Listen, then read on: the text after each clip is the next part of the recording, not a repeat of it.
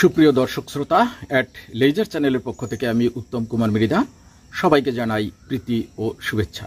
প্রিয় দর্শক, আপনারা ছাদে যখন বিভিন্ন গাছপালা টবে লাগান তখন কিন্তু সেই ম্যাক্সিমাম গাছপালারই শিকড় কাটার প্রয়োজন হয় না, কিন্তু এই যে অ্যাডেনিয়াম যখন আপনি নতুন করে কোনো পাত্রে আবার লাগাবেন অর্থাৎ রিপোর্ট করবেন, তখন কিন্তু এর অপ্রয়োজনীয় শিকড়গুলো কেটে ফেলার প্রয়োজন এবং আপনার পছন্দ মতো রূপ দেওয়ার জন্য কিন্তু এর বিভিন্ন রুট অর্থাৎ কিনা শিকড় কেটে ফেলার প্রয়োজন।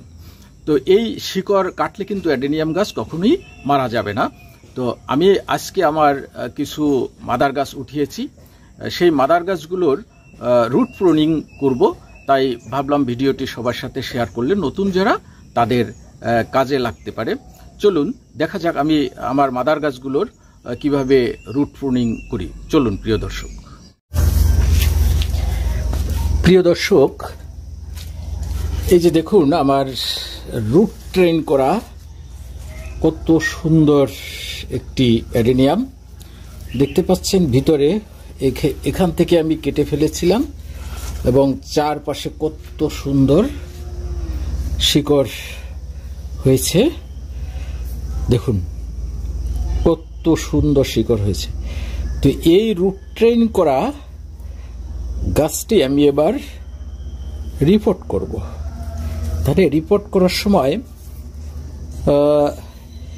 এই যে কিছু অবাঞ্ছিত শিকড়, এই অবাঞ্ছিত শিকড় যদি প্রুনিং করে না দেওয়া হয় তাহলে কিন্তু এর সৌন্দর্য তেমন একটা ফুটে উঠবে না।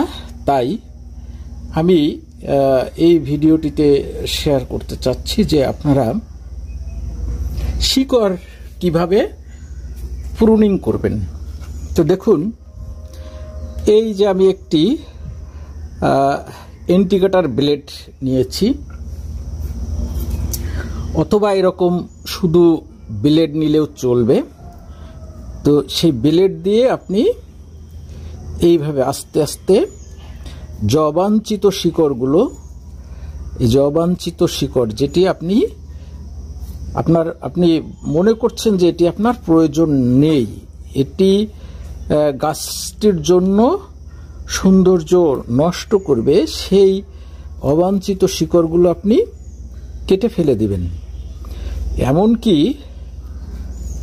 এই অ্যাডেনিয়ামের বুঝতেই পারছেন এটি রুট ট্রেন করা, অর্থাৎ কিনা আমি এই গাছটির গোড়া এভাবে বড় ছিল, এখান থেকে আমি কেটে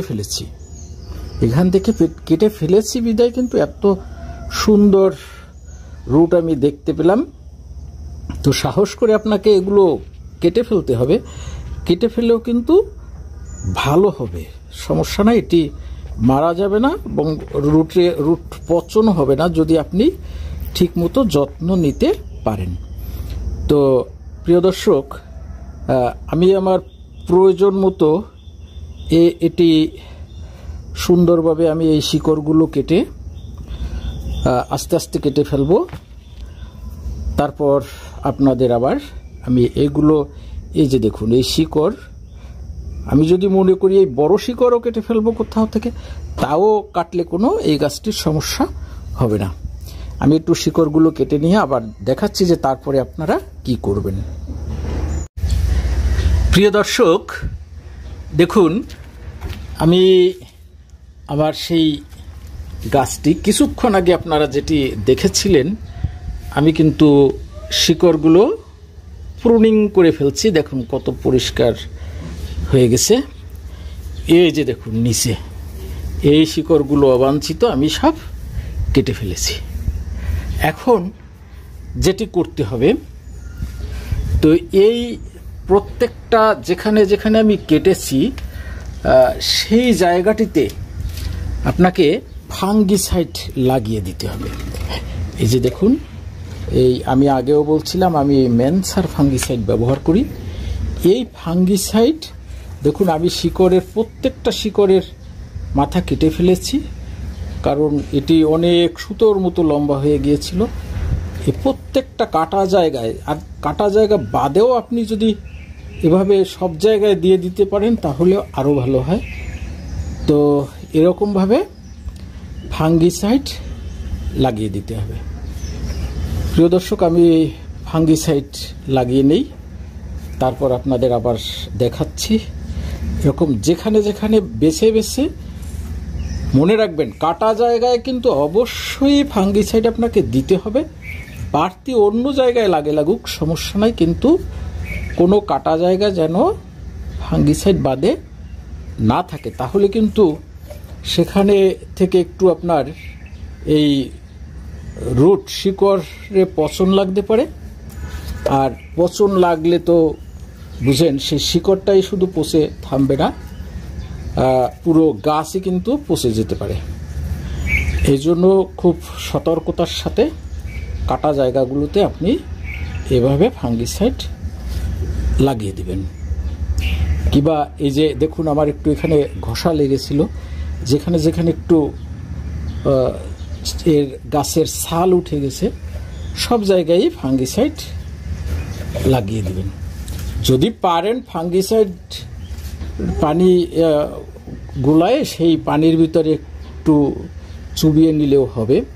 এই যে দেখুন, এটি একটু আঘাত লাগতেই পারে, কিন্তু সেই আঘাতে কিন্তু ফাঙ্গিসাইড এভাবে লাগিয়ে দিতে হবে। প্রিয় দর্শক, আমি ফাঙ্গিসাইড লাগিয়ে আবার দেখাচ্ছি তারপর কি করতে হবে। প্রিয় দর্শক দেখুন, আমি কিন্তু অলরেডি এই প্রুনিং করা গাছটিতে ফাঙ্গিসাইড লাগিয়ে দিয়েছি। তো এবার দেখতেই পাচ্ছেন প্রখর তীব্র রোদ, এই রোদের ভিতর কিন্তু আমি এই গাছটিকে এভাবে অনেকক্ষণ ধরে, আমার যত খুশি আমি ঘন্টা 2-3ও রাখলেও সমস্যা নাই, কারণ এই গাছটি যত বেশি আমি রোদে রাখবো তত দেখুন এই শিকড়গুলো, এই যে প্রুনিং করা শিকড়গুলো, এইগুলো আরও একটু চুপসে যাবে, ডিহাইড্রেট হবে।